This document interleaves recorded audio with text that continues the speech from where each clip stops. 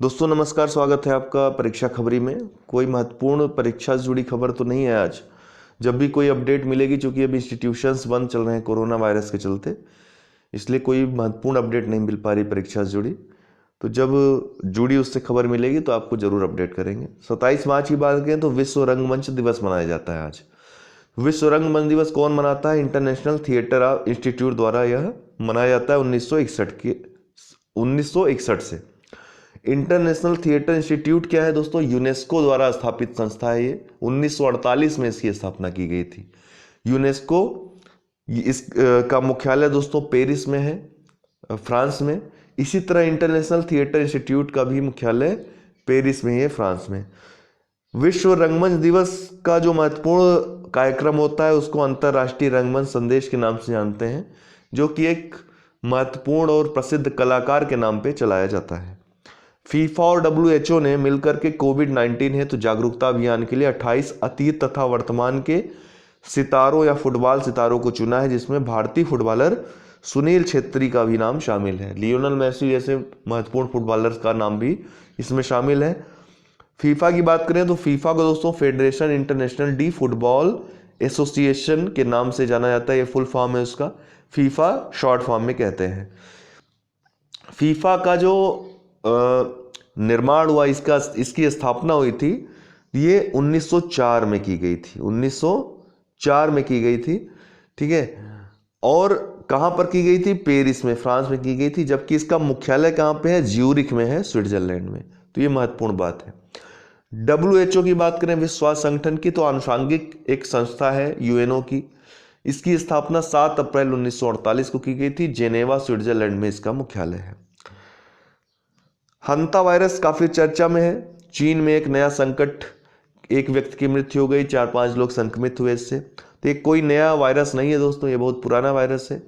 इसके जो संक्रमण की दर है कोरोना वायरस से काफी कम है, लेकिन ये खतरनाक की बात करें तो यह कोरोना वायरस से कहीं ज्यादा खतरनाक है।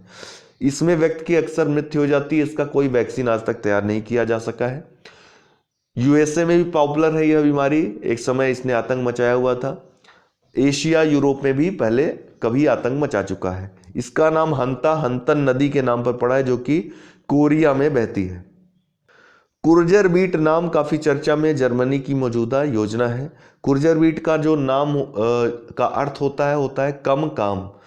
तो कम काम, यह अक्सर जब देश में विषम परिस्थितियां उत्पन्न हो जाती हैं, जैसे द्वितीय विश्व युद्ध हुआ और आर्थिक मंदी 2008 की, तब भी कुर्जर बीट योजना लागू की थी जर्मनी में। तभी कोरोना वायरस के चलते जो स्थितियां उत्पन्न हुई है, इससे निपटने के लिए कुर्जर बीट योजना चालू की है जर्मनी ने। जर्मनी की बात करें तो दोस्तों थोड़ा नक्शे में जर्मनी को देखेंगे। महत्वपूर्ण यूरोपीय कंट्री है। इसके ठीक उत्तर में आप देख सकते हैं जर्मनी के नॉर्थ सी, उत्तरी सागर है, अक्सर पूछा जाता है, ठीक है। और नजदीक से देखिए, जर्मनी की राजधानी जो है बर्लिन है, ठीक है। इसके पूर्व में पोलैंड है, प्राग है, ऑस्ट्रिया है इसके पूर्व में, ठीक है। दक्षिण पूर्व कह सकते हैं, ऑस्ट्रिया जो है इसके दक्षिण पूर्व में है। दक्षिण में स्विट्जरलैंड है। स्विट्जरलैंड के अलावा इटली है दक्षिण में इसके। फ्रांस इसके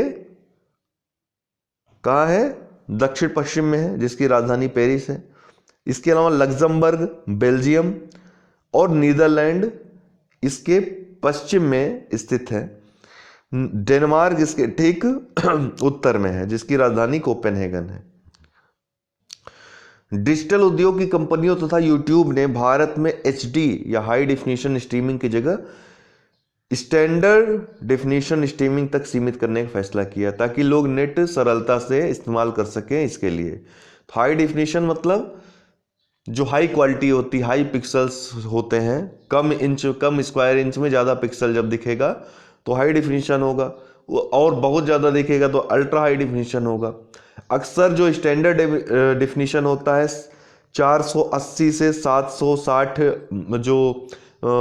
जो पिक्सल, सॉरी मेगा में बोल रहा हूँ, पिक्सल्स में जो चीज़ें दिखती हैं पर स्क्वायर इंच, तो उसको हम स्टैंडर्ड डेफिनेशन कहते हैं।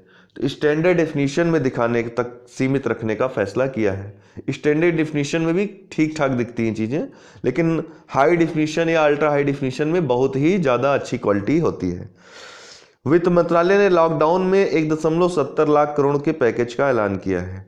तो काफ़ी बड़ा ऐलान है। इसके पहले प्रधानमंत्री महोदय ने जब लॉकडाउन का ऐलान किया था 21 दिन का, तब 15,000 करोड़ रुपए के राहत पैकेज की बात की थी, लेकिन ये बहुत बड़ा पैकेज है और ये कुल 3 महीने के लिए किया गया है।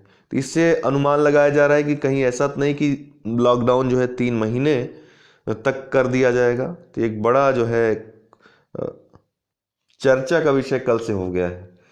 तो बड़ा पैकेज है, व्यापक चीज़ें हैं इसमें, अर्थव्यवस्था को पटरी में लाने का भी प्रयास इसमें किया गया है। ठीक है, व्यापक एक पैकेज है, जिनमें जो सबसे महत्वपूर्ण बात है जो पूछा जा सकता है परीक्षाओं में कि 80 करोड़ गरीबों को 3 महीने तक 10 किलो गेहूं और चावल और 1 किलो दाल ये फ्री में दिया जाएगा। दोस्तों आज के लिए इतना ही, बहुत बहुत धन्यवाद।